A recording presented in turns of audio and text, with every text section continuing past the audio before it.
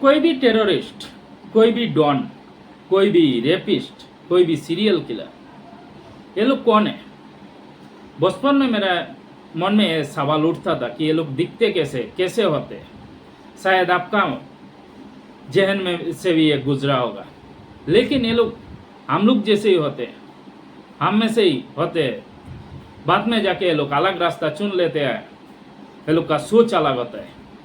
तो आज की जो कहानी है उसमें एक ऐसे सीरियल किलर की कहानी है जो सुनकर हैरान रह जाएंगे। इसमें इतने ज़्यादा खूबियाँ हैं।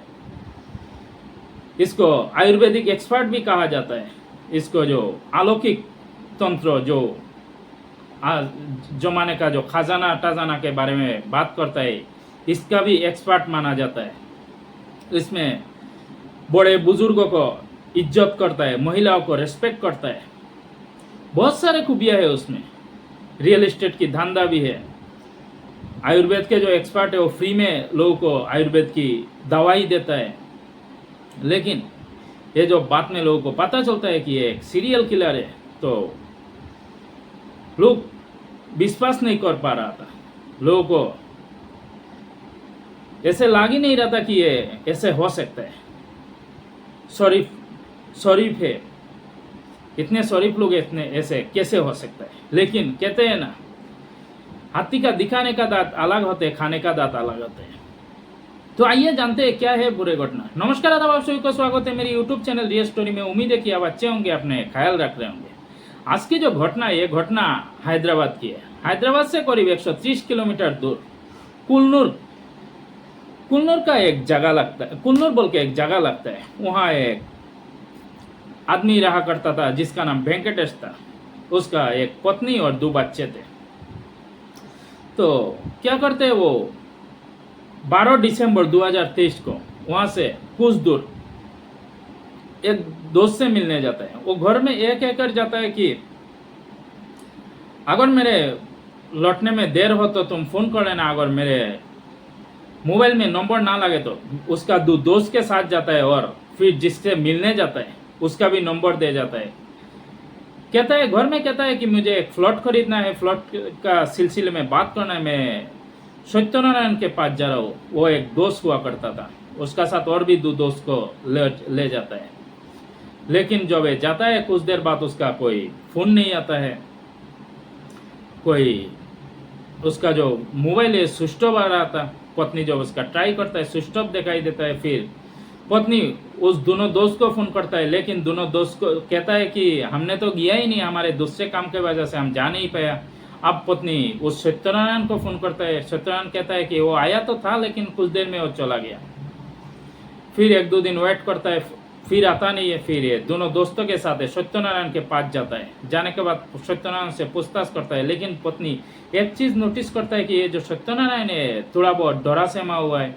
अब वहाँ से आता है, आने के बाद कुल्लूर के एक थाना में वो कंप्लेन दर्ज करवाता है कि उसका पत्नी वेंकटेश मिसिंग है। अब पुलिस का जो ये सब चीज़ों में जब कोई तफ्तीश शुरू करता है तो पुलिस लास्ट लोकेशन या लास्ट किससे बात किया, किसका साथ देखा गया, यह छानबीन करता है। तो इसका सत्यनारायण का साथ देखा गया तो आप सत्यनारायण से पूछताछ करते हैं। पहले पूछताछ में सत्यनारायण इधर उधर की बात करता है, वो बताता नहीं है। लेकिन जब थोड़ा बहुत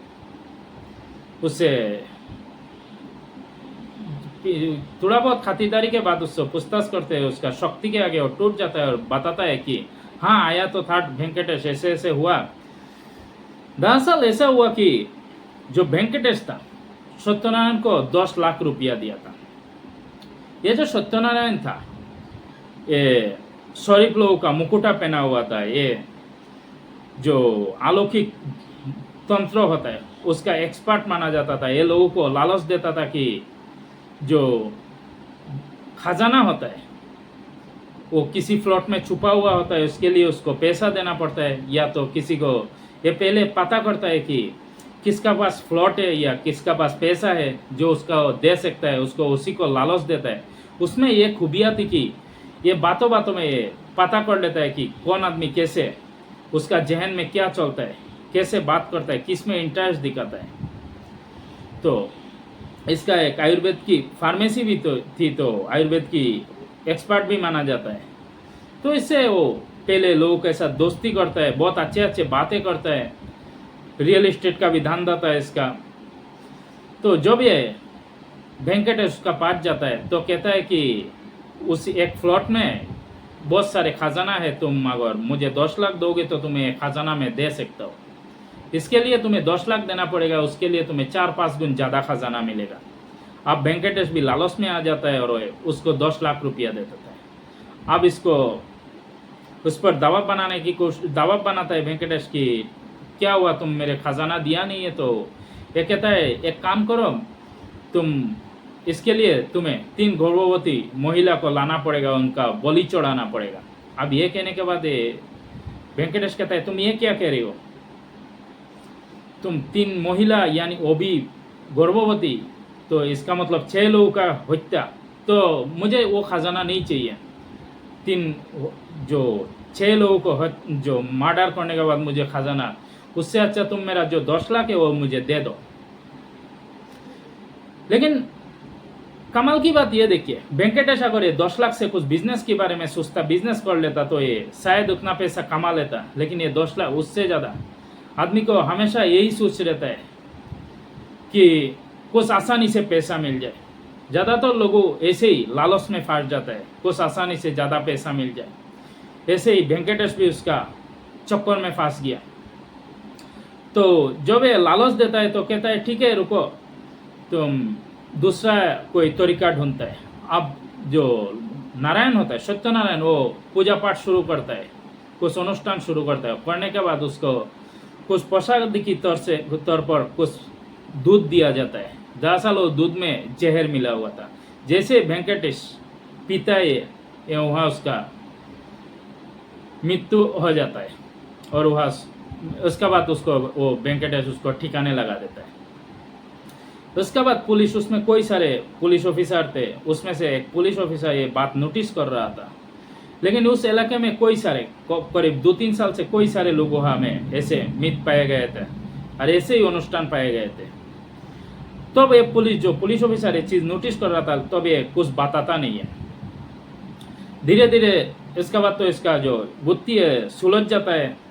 फिर ये उसका जो जूनियर पुलिस है, जो पुलिस अधिकारी होते हैं, उनको उसका बाकी जो मर्डर हुआ है इसका वो बारे में पता करने को कहता है कि उसमें ऐसा क्या हुआ है उसका पता करो। अब ये लोग तफ्तीश में लगता है और पता करने की कोशिश करता है। तब उसको एक बात पता चलता है कि 2020 में भी ऐसा एक घटना हुआ जिसका नाम पाशा था। उसको भी उसका घर में मृत पाया गया, उसका साथ उसका एक बेटी, उसका बीबी और उसको मृत पाया गया। उसका भी घर में ऐसे ही अनुष्ठान पूजा वगैरह हुआ था।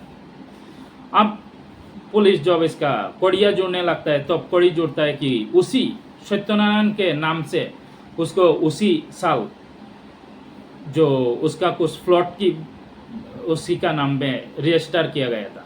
अब जब उसके पुलिस पूछताछ करते हैं, उससे शक्ति से पूछताछ करते हैं, वेंकट जो सत्यनारायण ये भी सोचता है कि एक का कातिल तो फांस हो ही गया, तो फिर दूसरा भी बता देता है, सजा तो एक ही होना है।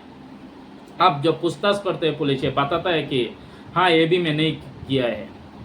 इसके बाद कहता है कि तो अब पुलिस पूछता है कि तुम इसको सिर्फ इसी को जो पाशा है उसको ही मार सकता था, तुम फिर इसका जो पत्नी है उसका बेटी को क्यों मारा।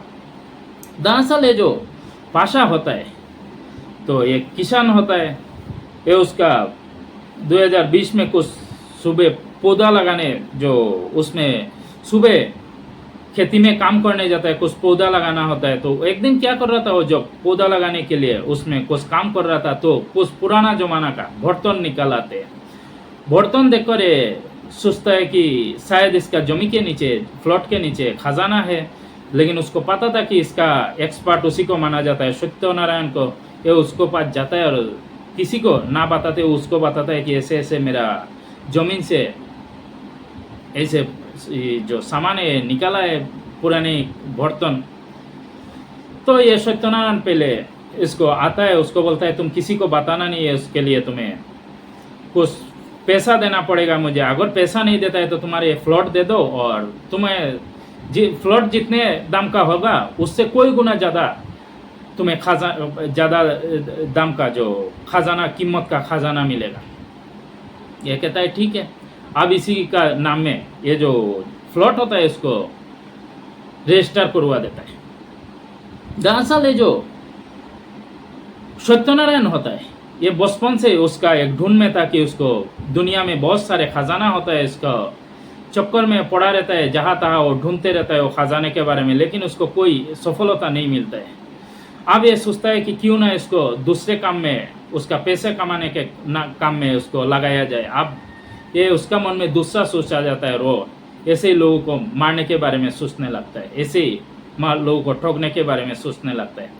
अब इसी से क्या करता है, उसको जब ये बात बताता है तो ये उसका नाम में तो रजिस्ट्री कर देता है, लेकिन अब ये दे नहीं पा रहा था, कोई खजाना निकाल नहीं रहा था। अब क्या करे, तो ये उस पर दबाव बनाता है। एक दिन पाशा को कहता है ठीक है तुम्हारे घर में एक अनुष्ठान रखते हैं, लेकिन तुम ये बात किसी को मत बताना, तुम्हारे पत्नी भी नहीं होना चाहिए, तुम्हारे जो घर में और भी सदस्य है उसको इसका जानकारी नहीं होना चाहिए। तो उसी रात को ये उसी पाशा के घर में जाता है और पूजा पाठ शुरू करता है, लेकिन उसी दिन उसका पत्नी और दोनों बेटी भी थे। उसको जाकर जब देखता है अब ये आ भी नहीं पाएगा, उसको अगर ऐसे कुछ करता है कि उसको कातिल करता है तो फिर उसका जो ये जिंदा सबूत है, फिर इसके लिए आगे जाकर मुसीबत खड़ा हो सकता है। अब क्या करता है, उसको पूजा पाठ करता है और फिर इसी तरीक़ा से उसका प्रसादी की तरफ से दूध में जहर मिला देता है, उसी दूध को पीने देता है, तीनों को पीने देता है और फिर तीनों वहाँ तड़प कर उसका जान दे देता है। दूसरा दिन उसका एक काजिन जब उसका घर में जाता है, वो खेती में काम में नहीं आता है, तो उसका काजिन उसका घर जाता है। घर जाने के बाद देखता है कि इसका घर में कुछ पूजा वगैरह हुआ है, वो एक रूम में पड़ा हुआ है, उसका बीवी किसी और रूम में, उसका जो बेटी है किसी और रूम में पड़ा हुआ है। तो उस टाइम में बहुत कुछ ऐसा चल रहा था, दिल्ली में भी कुछ 11 लोग ऐसे ही जो मर गया था, ऐसे सुसाइड कर लिया था, ऐसा कुछ चल रहा था। तो ऐसे बहुत सारे घटना हुआ है, लोग सोचे होंगे कि ये लोग भी शायद ऐसे सुसाइड कर लिया है, सुसाइड की घटना, क्योंकि उसमें कुछ ऐसा कुछ सबूत भी नहीं मिला। तो उसमें वो बोरी हो गया, इसका लालच बढ़ते गया। अब फिर इसका साथ भी ऐसे ही किया, जो वेंकटेश इसका साथ। अब धीरे धीरे उसको जो पूछताछ करता है, करीब ये कहता है कि करीब 11 लोगों के साथ ऐसे इसने घटना को अंजाम दिया। और फिर जब पुलिस इसका बाकी जो खंगाला जाता है, उसका बात जो वो बताता है उसी हिसाब से खंगाला जाता है, तो पूरे 11 लोगों का सबूत मिलता है, जैसे जैसे बताता है वैसे ही मिलता है। पुलिस भी जब पड़िया इकट्ठा करने लगता है तो उसका बात सच निकलता है। तो सोचिए, एक इतने अच्छे आदमी, इतने सारे खूबियाँ, जिसमें अलौकिक का भी एक्सपर्ट कहा जाता है, जिसमें उसको हुजा की तरह से भी देखा जाता है, जो अक्सर पहले के ज़माने में भूत प्रेत का भी बात किया करता था, उसका भी जानकार माना जाता है। उससे भी उसको बहुत सारे ज्ञान देता है लोगों को, बहुत सारे जो उसका आयुर्वेद के दवाई है उसको भी, वो दवाई भी लोगों को फ्री में देता है। वो पहले लोगों के साथ घुल मिल जाता है, बात करता है, बहुत दिन तक ऐसे बात करता है जैसे उसका कुछ ऐसे हो कि जैसे वो उसके लिए कुछ अच्छा सोच रहा है, शुभ चिंतक जैसे बात करता है। वो पता कर लेता है वो किस बारे में सोच रहा है, कैसे बात करेगा, उसके बाद उसी तरीक़ा से बात करता है, उसका पहले विश्वास जीतता है और फिर लोगों को इसी तरह कातिल करता है, फिर ऐसे ही घटना को अंजाम देता है। जब ये चीज़ बाहर आता है, लोग जानता है, जो यही उसका साथ में, वो लोग का साथ में ही रह रहा है एक शरीफ इंसान, जो सीरियल किलर निकलता है, लोग दंग रह जाता है, लोग हैरान हो जाता है। लोगों को विश्वास करने में कष्ट हो रहा था कि ऐसे कैसे हो सकता है, लोग विश्वास नहीं कर रहे थे। उसका जो पत्नी है, उसका जो बेटा है, वो लोग भी विश्वास नहीं कर रहे थे। ये लोग कह रहे थे कैसे हो सकता है, जो हमारे साथ इतना अच्छा बिहेवियर करता था, पत्नी को टाइम देता था, उसका बेटा को टाइम देता था, लेकिन ऐसे होता है। मैंने कहा था ना कि लोगों को दिखाने का दांत, जो हाथी का दिखाने का दांत अलग होता है, खाने का दांत अलग होता है। तो ऐसे बहुत सारे लोग हैं जो हम अक्सर हमारे बीच में रहकर हमें पता नहीं चलता है, ऐसे ऐसे घटना करते हैं। तो यही था कहानी। अगर अच्छा लगा तो लाइक एंड सब्सक्राइब कर देना, कमेंट करना ना भूलना, कमेंट करके बताना कैसे लगा मेरे कहानी।